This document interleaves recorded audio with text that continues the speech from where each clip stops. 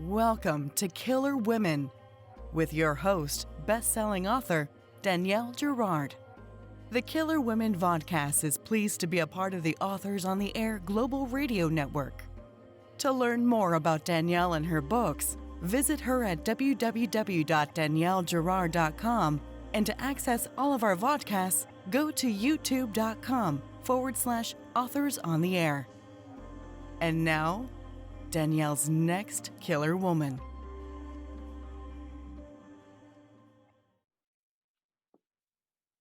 Hello, and welcome to the Killer Women podcast, a proud member of the Authors on the Air Global Network with over 4 million listeners.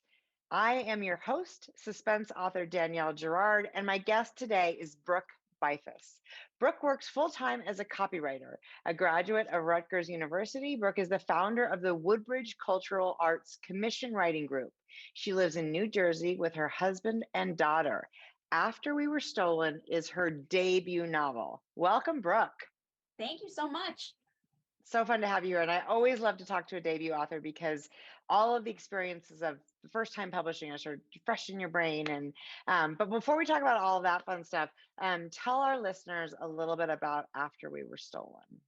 Sure. So After We Were Stolen follows Avery, who's our main character. And she grew up in a cult with her 9 brothers and sisters and her parents. This is all unbeknownst to her because she has never left the commune that she was raised on. So she is completely cut off from the world, and all of the other kids are too. And my dog is barking. I'm sorry. It's going to happen. Yeah, if not yours, it'll be mine. So yeah, one night a fire breaks out on the grounds, and she and her brother Cole are the only ones to escape. So they kind of break away. And I should mention the cult environment was very toxic. It was very abusive. They were definitely not happy there. So they break away, but they were also very conditioned. So once they're on the outside, they've never been outside. They've never experienced anything outside of what they know. And so they're kind of left to their own devices for a few months. They're homeless in Wichita, Kansas, and trying to kind of traverse this whole new landscape.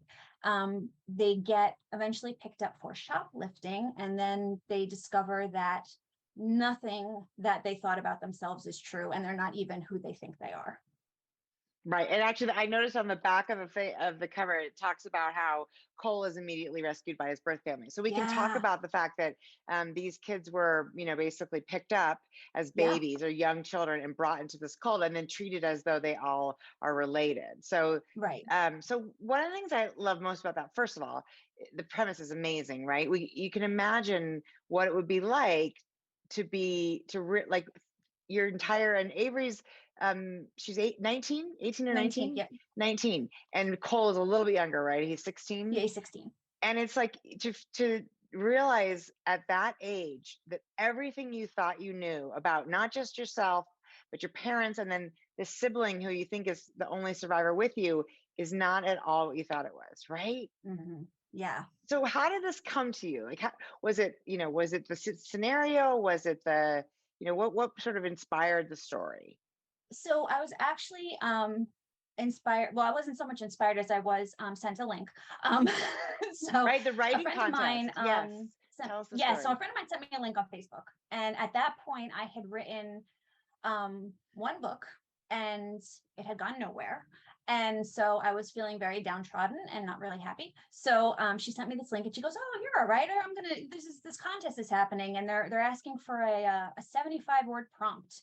Or a 75-word answer to a prompt, and the prompt is name something or intrigue us in 75 words or less. So I said, okay, I can handle 75 words. Again, sure. I was not in a good place about writing. I was not feeling great at all, but I had kind of been thinking about a cult. I had kind of been thinking about the idea of, I'd been thinking about Heaven's Gate specifically. I'd seen a documentary on it. That was really kind of close to my heart because I don't know if you remember that when the Hale-Bopp comet actually flew by. I was in college, and I remember we drove to Vermont to see it without any light pollution, and it was gorgeous. And then a little bit after that, we heard about Heaven's Gate, and that it was people died by suicide, and it was all over the news. And that just stuck in my head. Like I always thought about that. And when she sent me this prompt, I started thinking about that again because I was thinking about cults and kind of wanted to come up with a story about a cult. And so I started thinking, what if one of those people that died by suicide didn't die? What if they woke up and everybody else was gone and they were the only survivor? So I wrote my prompt based on that. I didn't win. I was really mad. And when I didn't win, I got really mad. And I said, you know what? Fine. I'm going to write a whole book about this and forget you. So Exactly. So I started writing it, and I really was having a hard time with Avery. She wasn't very forthcoming. She wasn't very vocal. And all I knew is that she was telling me, she's like, what you think happened is not what happened. Like, it's not that. It's not, we didn't die by suicide. It wasn't that. It's something else. Something else is happening. So I really had to spend a lot of time in her head and kind of thinking about what could it be? What could be happening to her that, she's so desperate to leave. And, I just it kind of snowballed from there. This is the first book I ever plotted out. I never plot. I did plot this one out, but kind of loosely. Yeah. And when I wrote it, it just it was so fast. It was super quick. So now you're really like, fast. I'll plot them all. Yeah. Well, no, honestly, I don't think I could do it again because I didn't really love being kind of restricted to what I put on paper. And I really did, stray quite a bit, but, it did help kind of because the timeline in this was tighter than any other timelines I'd worked with. So I really kind of knew I didn't have a ton of time or space to explore things, and I had to really be concise about it. Not my strong suit. So, so yeah, that's kind of where it came from. And, she got so strong in my head. And then, the more I kind of spent time with her, the more I learned about her story, the more horrified I was about it, and just, really, outraged on her behalf, which I think helped in the writing. Yeah. Because I was able to kind of tap into my own feelings and emotions, because this was a character I cared about, and these terrible things were happening. And, just kind of snowballed from there. Yeah. She's quite strong. I mean, she's not, she's sort of the way it starts out, she's sort of forced to, she's not the most sort of like do whatever they say child that they have. So she ends up sort of being punished and having to do a lot more sort of independently, which later on serves her actually, which is, sort of lovely. Right. One of the things that was so, dark about the book is the way in which the dad ensures nobody leaves. And I don't want to ruin it, because I think that's, I could, because it doesn't say anything, but I don't want to. I want people to read this, because when I read that, I thought, oh, that is really manipulative. Yeah. Kind of brilliant and super awful, Yeah. He is just evil incarnate. And I read and I watched a lot of documentaries about cult leaders and how they operate, how they keep people in line, how they really have complete control over people without people even knowing it. Yeah. You could be under the thumb of a really charismatic person and have no idea. Right. And these are not unintelligent people. These are people that are maybe looking for something else in their lives, or, maybe they're in a trap situation like in the book, but, they're not people that are, unintelligent or not, have their thoughts of their own, but these people are so charismatic and they're so manipulative that it's very easy for them to just kind of know which buttons to push and how to keep you under their thumb. And the dad was trained by his dad. Right? Yeah. So he's not even sort of the original cult leader. This is something he inherited. And of course, if you grew up like that, then it makes perfect sense. He was conditioned. So then he conditions his children. I thought that was really interesting. So, okay. So you sounds like you wrote a book and buried it. And I love that you're downtrodden. I have 3 books buried before I published my first. And I think that's sort of part of it, but we can't let these little hiccups get to us. So, you finished this book. And then what was your process? Like, where did you found an agent? How long did that take? Tell us a little bit, because I think people really want to hear what it's like, especially since your story is pretty recent, Yeah. So I already had an agent, because I got an agent from the first book. Great. That ended up dying on submission, but I'll give you a little spoiler. It came back to life because it's being published next year. So fun. Isn't that crazy? So the book, it was trunked 8 years ago. Yes. And it's coming out next year. That blows my mind. And I'm so incredibly thrilled about that, because your first book is your baby. And that's how I just feel. I feel very strongly about it, and I'm so excited it's going to actually be available to other people. So did Source Books. Source Books bought it. Yes. Mhm. So yeah, okay. So they basically, you sort of submitted it as your second book, which is great. Yes. Mine are not published in order either. My Yeah. my second book out was written before my first book out, if that makes sense. Mhm. Okay, Yeah. So so this is, yeah, sorry. yeah, this is the fifth book I tried my hand at. Okay. Um, Well, because, like you said, there's a lot of things that have to happen before you're ready. When I started writing when my daughter was about 4 years old. mhm. And it was just because I kind of felt like I wanted to have something for myself. When she was born, I felt sort of like a resurgence of youth. I don't know. I feel like I was older before I had her. And I then love after that. I I had feel her, I just definitely, felt like, yeah, I feel older since my children were born. So yeah, I I like to just hear that felt like, somebody feels I'm like, younger. oh my gosh, there's so many things I want to do for myself, and I want to be a great role model for her and show her, that you can really like go after things that you really want to do. And so I decided it was a New Year's resolution. I thought, I'm going to write a book. And I Good for was you. I had a very bad phobia of writing it.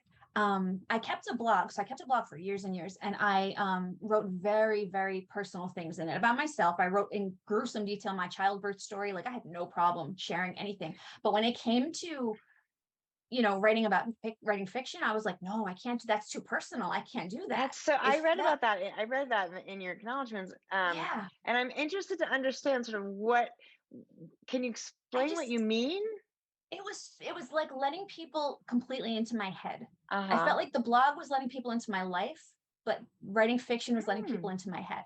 I like And that. That makes sense yeah, to me. Yeah. it was really intimidating. And I talked to other people who I knew who also wrote, and some people Right. had been published, and they called it fear of flying. They said that's what you have. It's fear of flying. And they said, but just jump over it, and once you get started, you'll really pick up. So made a New Year's resolution. I said, okay, I'm going to write a book. I had no idea what I was doing. And so January 1st, I sat down and I got my computer and I'm typing. And then I remember coming downstairs and my husband was down there and he goes, what are you doing down here already? I said, this is really hard. I said, I didn't think this was going to be so hard because the story was so vibrant and fresh in my head. I said, this is Right. not, going to be a piece of cake. No, it was very difficult. And, but I kept going and I kept going and I wrote the entire book in 9 months. I mean, it vomited out of me. I was just like, it was all over the page.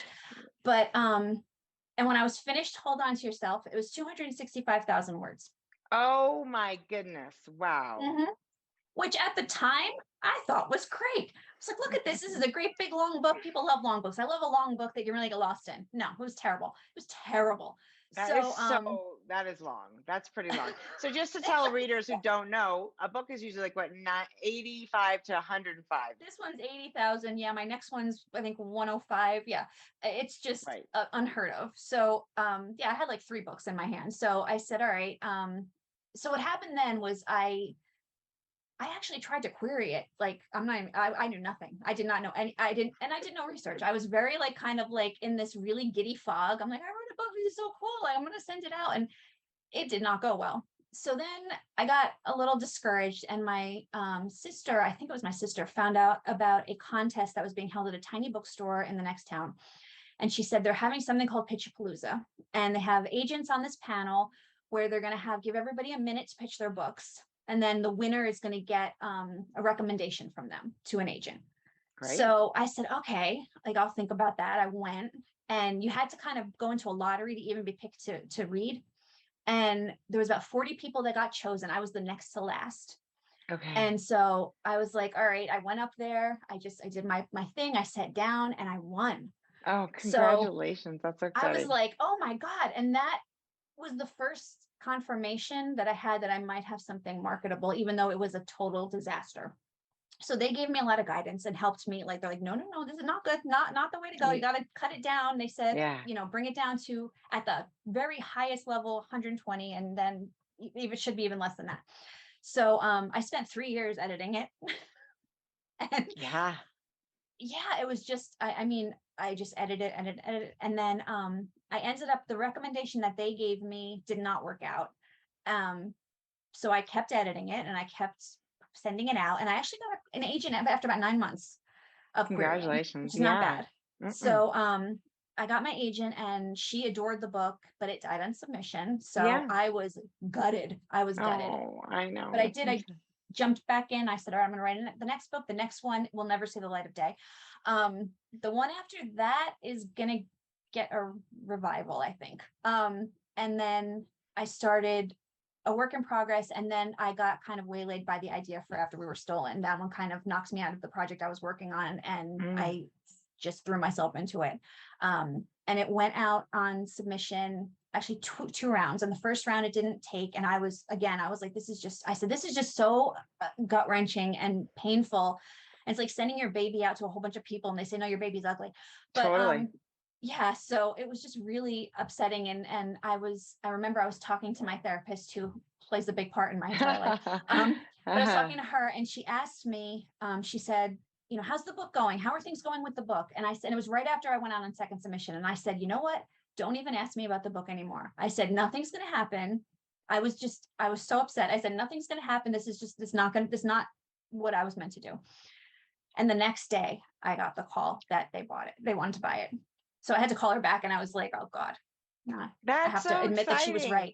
How fun is that phone call when you hear from your agent and then she's it was like, amazing.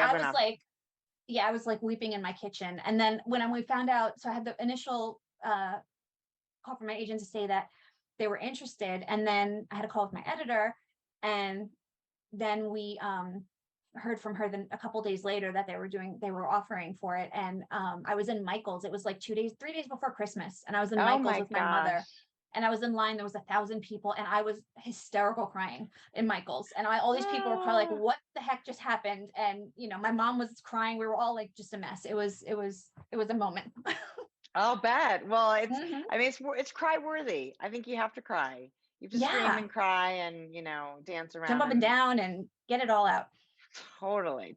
That's exciting. Well, there's I always make little tabs on like things that I really love. And there's this one thing, and it doesn't really relate to anything in the plot, but it just struck a chord with me. And it's Avery's on the street, and she's walking around, and she's really still suffering from sort of the trauma and sort of finding her place in the world or whatever. And there's this man, you probably know what I'm talking about, right? The man says, "How about a smile?" Yeah. Said, his voice pushing through the hot air like molasses. And then now she's also thinking like how she's going to protect herself because she's worried about who is still alive, right? We don't know who's still alive. And she says, one blow to the face would do it. If my aim was good, I could take out an eye. A quick uppercut might earn him a lobotomy or at least a torn nostril. Even a wild thrash, if it was hard enough, could send the metal key punching through his cheek.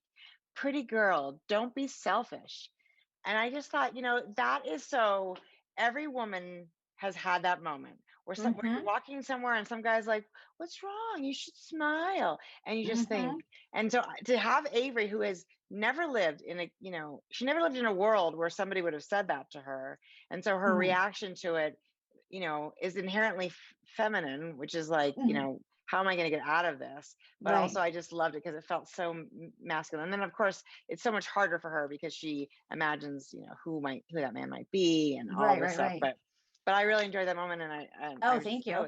Tab worthy. I mean, I knew that was going to be relatable to all my female readers anyway. I said, there's not a woman walking the earth that has not had that experience. Yes. And, I remember getting a really creepy guy come after me when I was 12 and I was in a drugstore and he was much, much older than me and just making very inappropriate remarks. And I remember I ran out of there because I was a literal child and I didn't know what to do. And, I remember running it was a Rite Aid, like a couple blocks from my house. And I remember running through the park and just being really like genuinely terrified, even though he was only talking and he didn't touch me, but he just was talking to me and but it stuck with me. It really did. And that probably had a little bit of influence on that scene. It doesn't take much to feel really creeped out, I think, because we know inherently the sort of the menace that men can be because they're stronger and bigger. And we, there's a lot of ways in which we really can't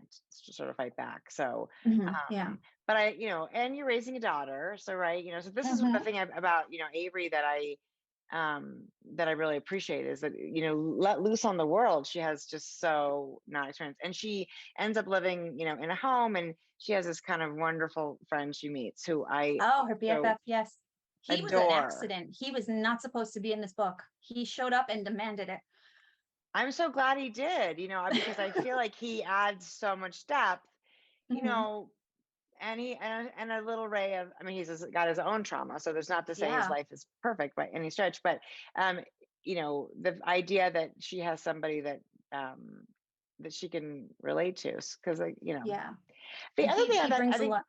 oh, sorry, go ahead. Oh no, he just brought a lot of levity and much needed levity to the whole situation, I think. So Right. I'm glad Yes. I know and it's nice. The levity is important. And he's also one of those sort of like, if you don't laugh, you'll cry. Right. I mean, it's like, that's sort of the idea behind him. And one of the things the other thing I thought was so interesting, and it makes, is the idea that as soon as these police officers have taken their fingerprints and just determined that they were, that they were these children who'd been kidnapped when they were young, everyone's like, oh my God, aren't you so happy that you've escaped? You got your freedom. And here are these kids who, it's so opposite of what they're feeling, right? They didn't never realize that they needed their freedom. I mean, not again that their situation was easy, but I love the psychology of that. So, can you talk about how you sort of like wrestled with that and where that came from? And it's so interesting. So freedom means nothing to them.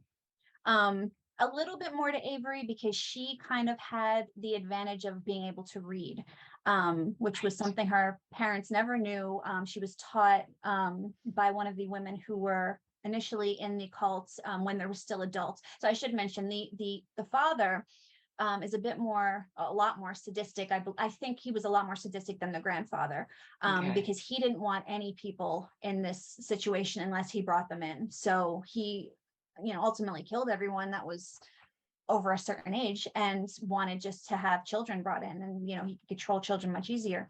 So for one of them to kind of break through everything and get Avery to read and give her this kind of a magnifying glass into what life is outside is her only real motivation, I think, for wanting to leave in the first place. I think if she didn't have that, she and Cole would have just been discovered in the wreckage. They wouldn't have gone anywhere. I don't think that she would have had any motivation to do anything, because she's, what's out there. They have no idea. They don't know there's other people out there. They don't know is there other stuff out there, like what's out there.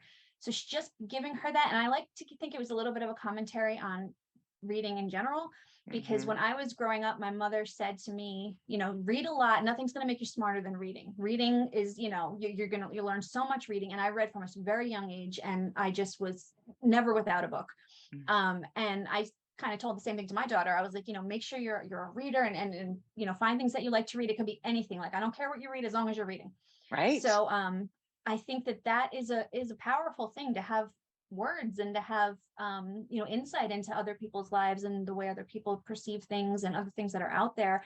And I wanted to give that to Avery because I gave her nothing. She is one of the least equipped characters I've ever worked with, and I feel bad about that.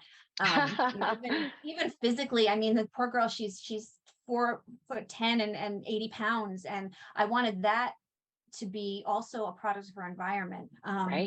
Just the fact that, and she and Cole are both small in stature, and I thought that would be realistic because they have grown up tremendously stressed and probably malnourished. So, I'm like thinking about her physically, and I'm like, oh God, she's going to be so small.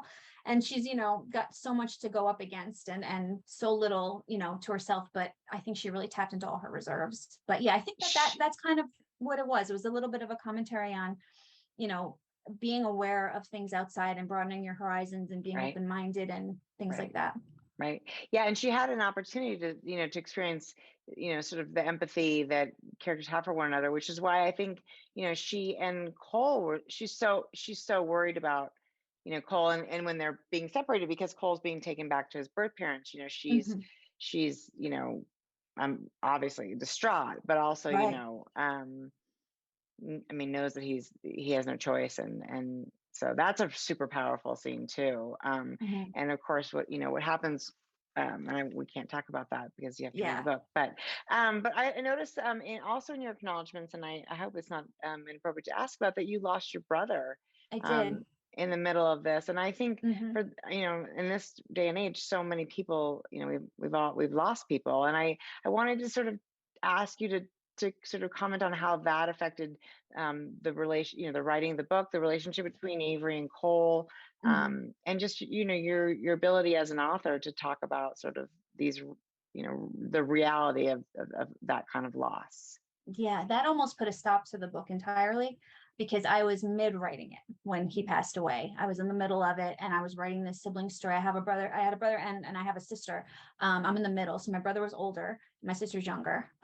So I was pulling a lot from my own like experiences of having a sibling and how I would feel, how I would personally feel if something like this were to happen to me. And it Right. was, very kind of easy thing to do because you grow up with other kids, other siblings and you even if you don't get along or you have a difficult relationship, like you're attached and Right. that's, so yeah, so it was, I was about midway through and he passed away very suddenly, very unexpected. So I talked to, I don't know if I even brought it up. I stopped writing for a long time. I Yeah, just of I put it course. down. I said, I Right. can't do this right now. I said, I can't think about this. I don't want to think about it. I'm just, this Right. is too close to home. And so then I thought about my brother because he was also a writer Oh, and he was far more brilliant than I will ever be. And as sure far that, as pen to yeah. paper, and he wrote wonderful things. And his writing was very, very. He wrote personal stories about himself. He wrote essays. He wrote autobiographical things. Yeah. Um, so I thought about him, and I said, you know what? He would be so pissed off at me if I stopped writing this book. Like he would really like no. So I said, all right, I'm gonna pick it up. And he was a big advocate for me. He really was very passionate about reading what I wrote. And he was always emailing me. He's like, I have an idea for a story. We're gonna do it together. And it's about this, Oh, this, and this. And so yeah. it was just like kind of I wanted to make him proud of me. Yeah, I'm sure he So would be. yeah, and it was I mean my brother and my father were both writers, and so my brother passed away 3 years ago and my dad passed away last year. Oh, He I'm so died during sorry. the publishing process, and so he never read it because Oh, it's like I'm gonna present him with, like I did for my mother, I presented them with an arc, right. so they would have a book in their hand and something Hmm. tangible, and it's not just a email attachment or something. But Right. yeah, so he did not get a chance to read it either. Yeah. So bittersweet because I know that they would be ecstatically happy and just thrilled Absolutely. about everything. But yeah, so it was kind of a way to um feel connected to him still. And I think that's true. I mean, to have writers who are in your family, even if they're not with us anymore, that the lessons and experiences. And I lost my dad recently too, and Oh, I'm sorry. um, well, it is. It's kind of a shitty club to belong to, isn't it? Yeah. The whole losing anybody thing. But I think that's really. I think I kind of believe that sometimes I can hear him a little bit. So Yeah. I Yeah. mean, I'm not off my meds, so I think that must be just like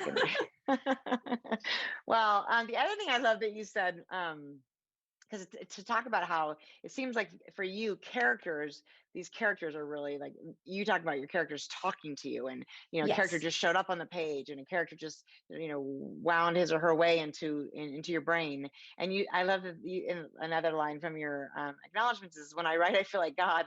Unfortunately, all my characters are Characters atheists. are atheists. I wish I know where I read that It's because so I read great. it somewhere and I'd love to give credit to whoever thought of that because it's brilliant, but it's Totally. exactly how I feel. Because Totally. I mean, they come to me and run rampant and just, I have no control. And Right. it's just, and I've had some creepy things happen as far as characters go and like just kind of feeling like they're closer than I think they are. Oh, wow. One that comes Yeah. to mind. Tell this it. Tell is us a this story. is a crazy story. So this is the first book I was writing. My male protagonist, who's an 11-year-old child, he was being very difficult. I was having a hard time with his voice. I was having a hard time getting him to sound the way I wanted to have him on paper. And he was not cooperating with me. And usually like I'll get a lot of dialogue sent to me. Like I'll come up with a lot of lines, like, and he just wasn't talking to me. And he had recently in the book broken his arm. And I remember thinking to myself, you better behave or I'll break your other arm. And the next day, I broke my wrist the next day. It Oh, was weird. was weird. That's I was what you weirded get out for by that. threatening I your. never made another threat against them again. That's so funny. I love that. I mean, and it is something interesting about that. I feel like when the characters are in the right place and we're doing right by them, then they can just pull us along in like a Hmm. in a really steady jog. But boy, if you try to push one into the wrong room, No, you got to give them their freedom. Like they know the story. Just trust them. They know the story. They know what they're doing. yes. It might take a while for it to come to you, but it's Right. there. So how like what so how do you do that? So do you find like you have to walk away from the computer when, when things aren't working? Are you somebody who like I like to lay down. I oftentimes Hmm. take a nap with a pen and paper, and sometimes I'll, wake up and be like, "Oh, there it is." So Yeah. what's the process for you?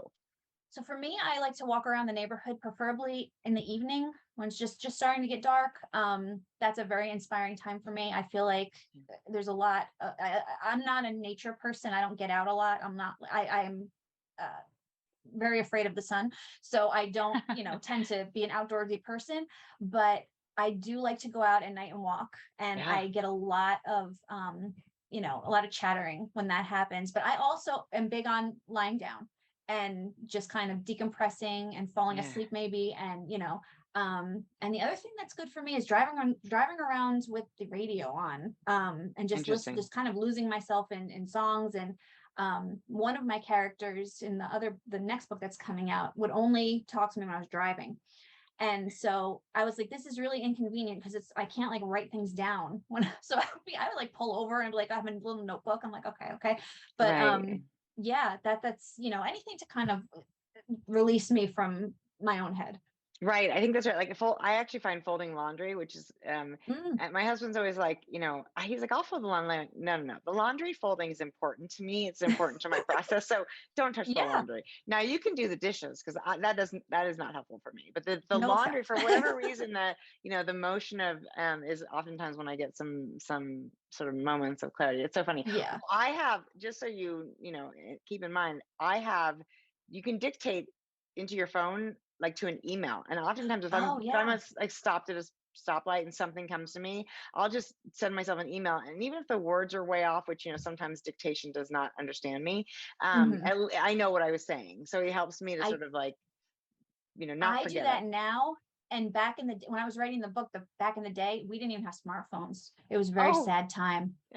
It's very sad. It was 2010 or 11, and it isn't was that like so smartphones were not really a big thing yet. They were, I didn't have one yet, but yeah, that would have been tremendously helpful to me because I was right? just, Right. literally paper and pen Yeah. on the passenger seat, and Right. Well, I've done that's no that good. too, where you're like writing out to the side. Oh Absolutely. yeah, Whatever works, that you don't lose the idea, right? Because the worst is yes. if you lose the idea, because then you're I'm like, really good at emailing myself when I'm just about to fall asleep because I get a lot yes. of ideas just before I'm about to fall Yep. asleep, and then I have to wake up and be like, I'll send myself emails that are if anybody ever opened them and like what they would think what is going on because You're they're crazy. Right, right, right. yes, exactly. But I've also been like, oh, it's no problem. I'll remember. This is the best idea ever. And then I wake And up you'll and forget.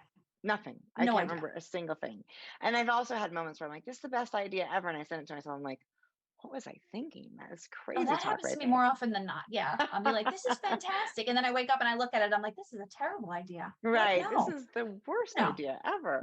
Well, this is so exciting. Okay. So tell us, Brooke, what is next? You already have, sounds like you already have the book. Can you tell us a little bit about it? Yes, I would love to. So the next book is Before You Found Me. And sounds like it's connected to the first book. It is not. It is independent, freestanding. So the next story is about I have two protagonists. I have Rowan and Gabriel. And Rowan is 22 years old, and she grew up in foster care. And she went from foster care into a very abusive, toxic relationship with the man who she ultimately becomes engaged to. They have an altercation pretty much before the book even starts. They have an altercation that leaves her disfigured. So Oh, she is coming to terms with this. Again, she's very young. She's only 22. And she doesn't really have any family. She has a sister, but they're estranged. And so she goes to kind of decompress. She stays with a friend. Her friend is away at college. So she's like, I'm going to stay at your house and just kind of, decompress. And while she's there, she meets her next door neighbor, who's like a big friendly guy and always kind of in her business. And she also meets his son. And his son is kind of an enigma. He only will talk to her through his window in the basement. So if she's outside, he'll, strike up a conversation, but he never comes outside and she never sees him really. She just kind of hears this disembodied voice. And she comes to find out that he's being abused by his father and that he is in the basement all the time because he's kept there. So he doesn't go to school. Nobody in the neighborhood even knows he's there. So she takes him. She just decides when she leaves, she decides she's going to go back to her childhood home. She's going to make amends with her sister. So she has at least some help. And she just takes him and she raises him as her own. And wow. It's a weird dynamic because they're only 10 years apart. Right. But she really ultimately, becomes his mother. And, it's a story, but there's a lot of tension because the father does find out what she did and Right. he's not happy about it. So there's at the back of the story, he's got eyes on them and they're not really safe. They're 1,000 miles away, but they're still, in his sights. So there's his demons and her demons and everything kind of comes to a head. So the part I told you is literally within the first 50 pages. It's not, there's a lot to the story, but that's the gist of it. That's, and I actually you do those relationships. I mean, just from hearing that story and then from reading, after we were stolen, the relationships between these characters, not just, Avery and Cole, of course, who were thought they were siblings and weren't siblings, and then Avery and several members of the place where she goes to live. Yeah. You do a beautiful job of these very complicated relationships with very trauma on every side. Right. And I think that must really interest you because you really delve into sort of how different people deal with their trauma, work through their trauma, don't work through their trauma. Right. Right. All of those shades in this book. And I think that sounds, so the new book sounds, and I like that. I understand. I think publishers like to do that thing where it's sort of like they're not connected, they have no relation, but you have sort of a brand, a look. You're the brand. after, before, whatever comes next. You're gonna you have a sort of a look. So tell us again the name of it. It's called. So the next book is Before You Found Me. Before You Found Me. Okay, I love that.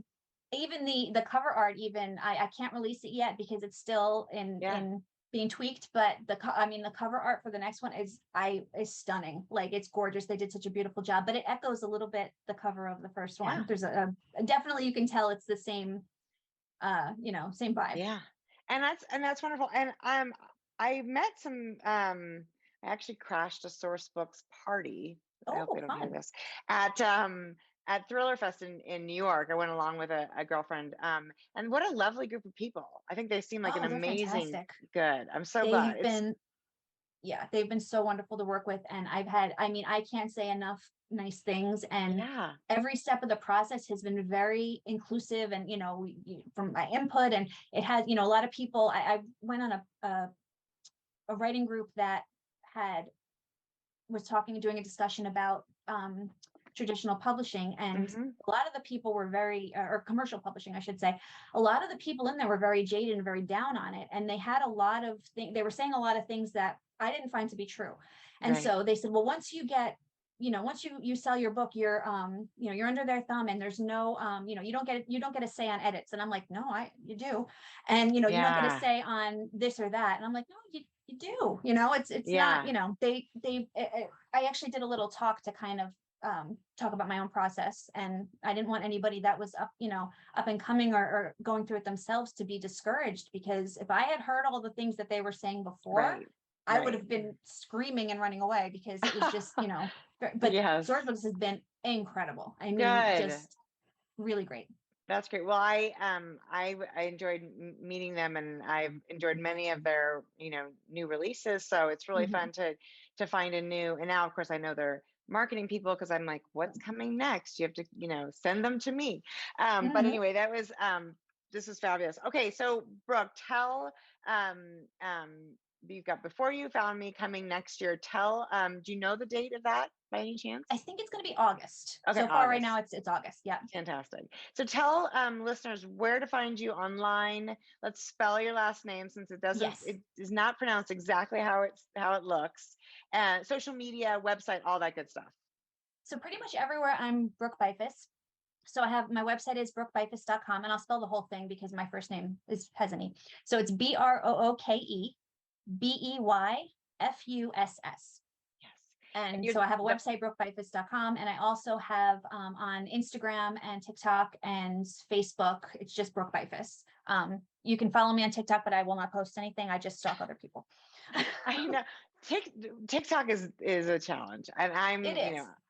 I'm older than you are, but I find it to be almost impossible. But it's fun. It is fun to watch the book talkers. And Oh, yeah. Brooke Beyfuss, it's lucky you could do that. It sounds like you're the only Brooke Beyfuss on the planet. I am the only one. I checked it out. I'm the only one. There's love only a it. handful of Beyfusses in general. What's the origin of the name? It's German. It's German. Doesn't sound German, does it? Not to me. Yeah. But what do I know? I actually don't really have that much experience.